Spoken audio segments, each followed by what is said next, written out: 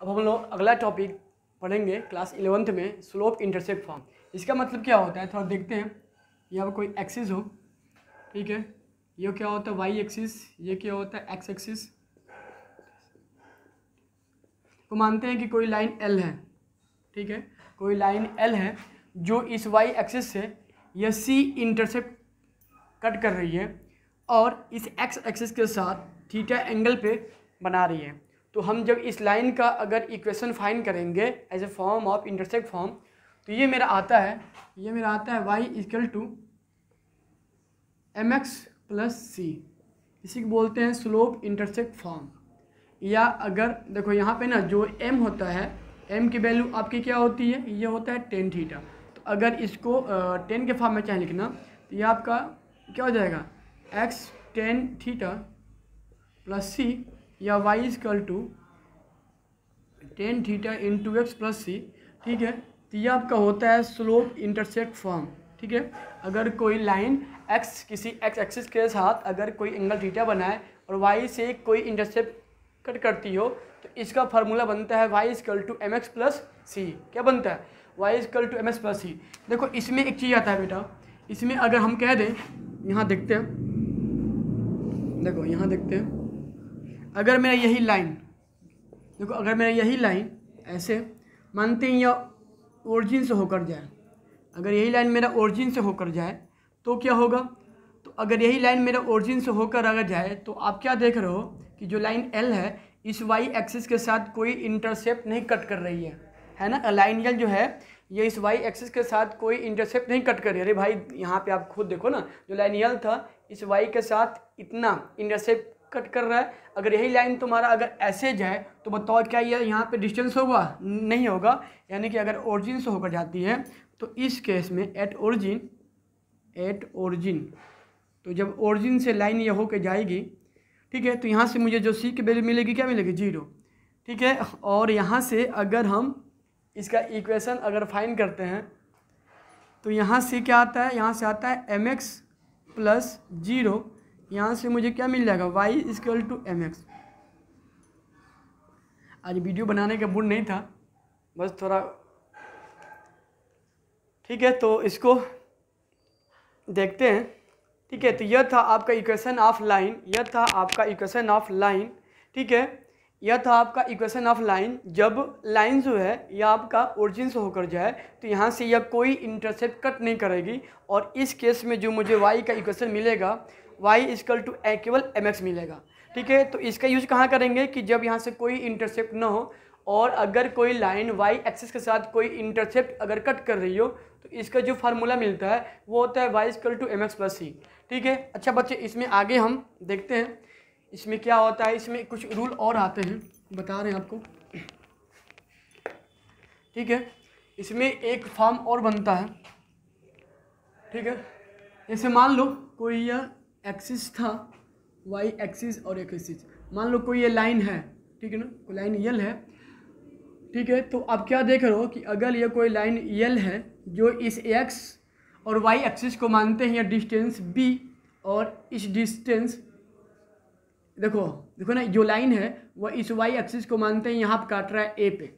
तो अगर इसको मान लो a मत मानो, इसको मानो p, तो देखो ना अगर ये p पे काट रहा है तो हम अगर इस p का कोऑर्डिनेट फाइंड करेंगे तो क्या होगा, देखो सिंस जिस point is at the y axis, तो y पे तुम्हारा क्या होता है x की वैल्यू 0 और y का मान इतना हो जाएगा b, ठीक है। तो ये हो जाएगा 0b, और हम अगर यहाँ पे इसको मानते हैं q, तो हम अगर इस पॉइंट q का अगर कोऑर्डिनेट हम फाइंड करेंगे तो देखो जो मेरा ये पॉइंट q है वह चूँकि x एक्सिस पे आ रहा है और x पे क्या होता है y का मान 0 होता है, तो ये तुम्हारा क्या होगा 0, और जो x की वैल्यू होगी अगर ये a हो जाएगी तो ये हो जाएगा a0, ठीक है बच्चे। तो देखो हम कहें कि हम अगर इस लाइन का इक्वेशन फाइंड करें, यानी कि इक्वेशन ऑफ लाइन, देखो यह एक ऐसा इक्वेशन है जो इस y एक्सिस से b इंटरसेप्ट और यही लाइन x से अगर a इंटरसेप्ट अगर कट करती हो तो इसको बोलते हैं इंटरसेप्ट फॉर्म।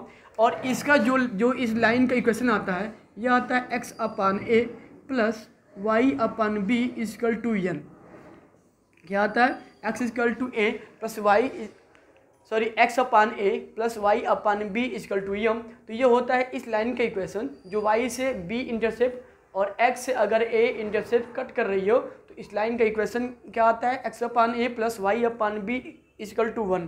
ठीक है, इसमें एक रूल और आता है, थोड़ा देखिएगा, परपेंडिकुलर फॉर्म। क्या आता है, परपेंडिकुलर फॉर्म। एकदम ईजी है, थोड़ा देख बता रहा है आपको।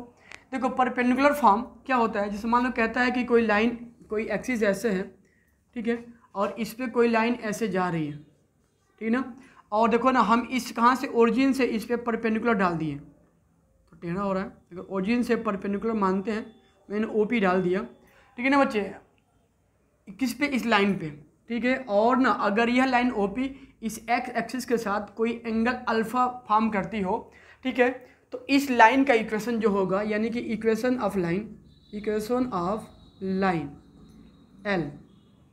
थोड़ा एक बार फिर सुनिए, मैंने क्या बोला कि मान लो कि कोई लाइन हो, ठीक है ना, उस लाइन पे हम अगर ओरिजिन से कोई परपेंडिकुलर OP डालें, ओरिजिन से कोई परपेंडिकुलर OP डालें जो x एक्सिस के साथ किसी एंगल अल्फा पे इंक्लाइन हो, ठीक है, तो हम अगर इस लाइन L का इक्वेशन अगर फाइंड करें परपेंडिकुलर फॉर्म में, तो ये मेरा आता है, क्या आता है, x cos alpha plus y sine alpha equal to P।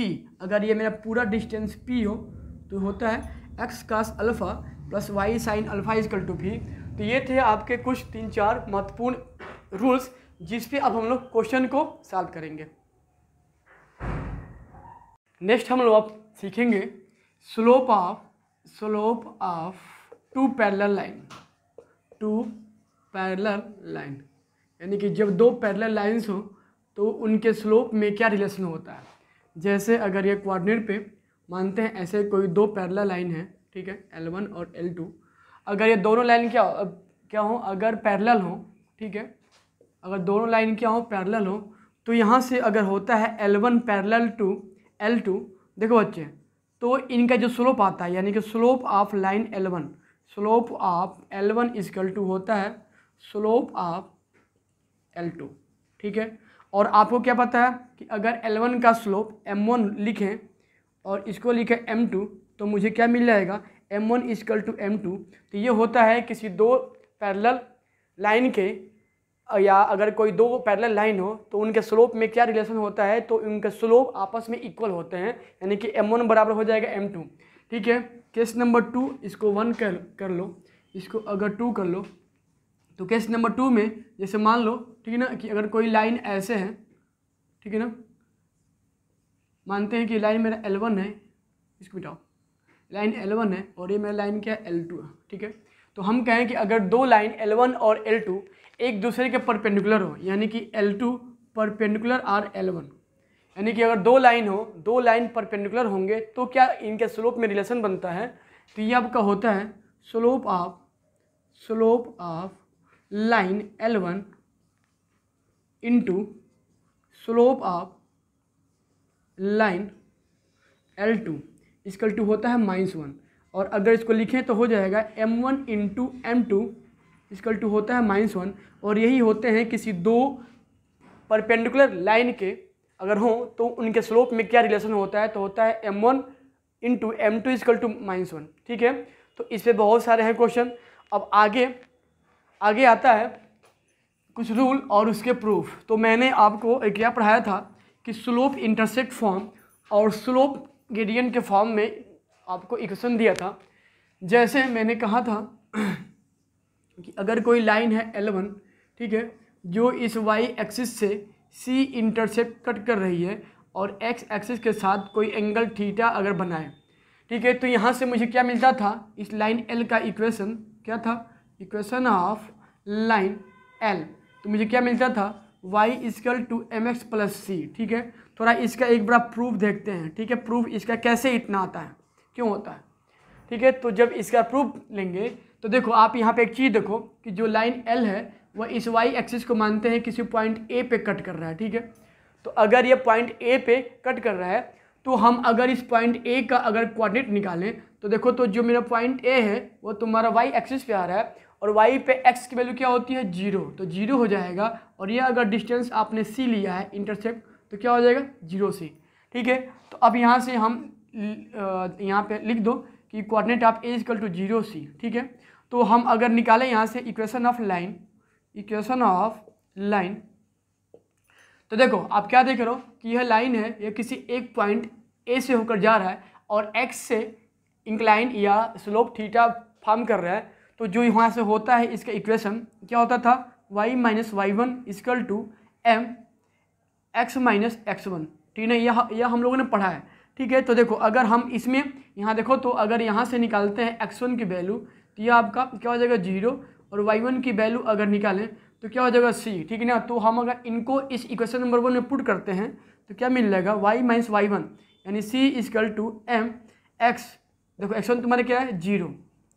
भाई देखो ना, जो लाइन L है तो किसी एक पॉइंट से होकर जा रही है, तो किसी एक पॉइंट से होकर जाने वाली लाइन का इक्वेशन जो अगर स्लोप थीटा बनाती हो तो क्या था, y minus y equal to M x minus x1, ठीक है। तो हम इसमें जहाँ जहाँ x1 है वहाँ 0 पुट करेंगे, जहाँ y1 है वहाँ c पुट करेंगे।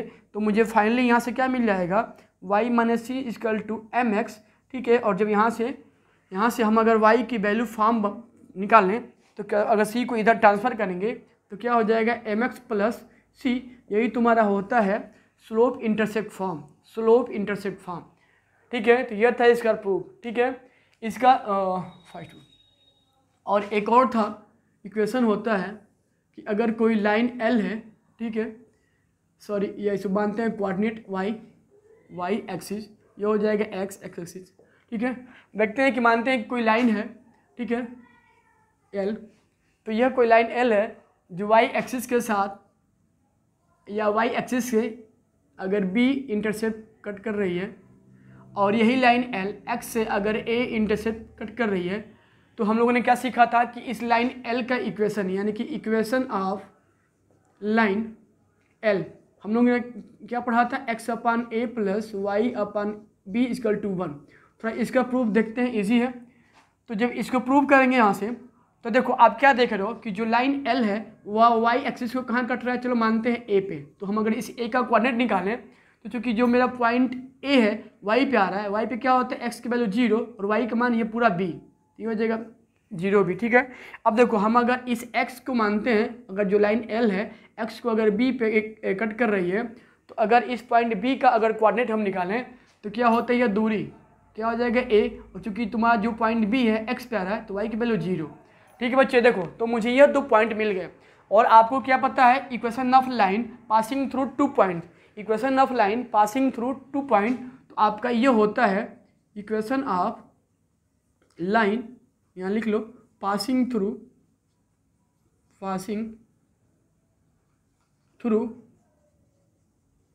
Point A and B।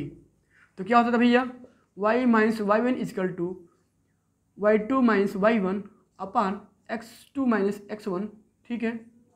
फिर क्या आता है x माइनस x1, ठीक है बच्चे। देखो तो ना अब हम इसी में इस कोऑर्डिनेट को यहाँ से पुट करेंगे, तो यहाँ से मेरा इसको ले लेंगे x1, ये ले लेंगे y1, ठीक है। सिमिलरली ये मेरा हो जाएगा h2, ये हो जाएगा y2।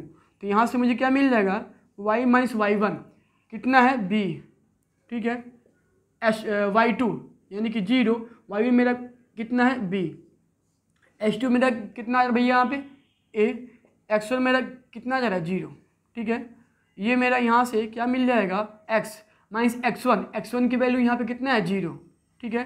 तो इसको जब सॉल्व करेंगे आगे ये हो जाएगा y minus b equal to, देखो ये हो जाएगा माइनस बी, ये हो जाएगा a, ये हो जाएगा x, ठीक है। थोड़ा जब इसको सिंप्लीफाई करेंगे इसमें जब इसको मल्टीप्लाई करेंगे तो क्या हो जाएगा ya minus b a equal to minus b x, ठीक है। अब देखो ना एक काम करते हैं, इसको इधर ट्रांसफ़र करते हैं, इसको यहाँ भेजते हैं, तो ये हो जाएगा ya plus b x equal to a b, ठीक है बच्चे। अब देखो मुझे यहाँ लाना क्या था, मुझे लाना था 1, ठीक है। लेकिन मेरा जो यहाँ क्या आ रहा है, क्या आ रहा है ए बी आ रहा है। तो यह ए बी 1 में कैसे आएगा, जब हम बोथ साइड ए बी से डिवाइड करेंगे। तो यहाँ पे चूँकि जगह नहीं है तो यहाँ देखते हैं, अगर हम इसमें डिवाइड करते हैं बोथ साइड किससे ए बी से, तो मिल जाएगा y a upon a b equal to x b upon a b equal to a b upon a B.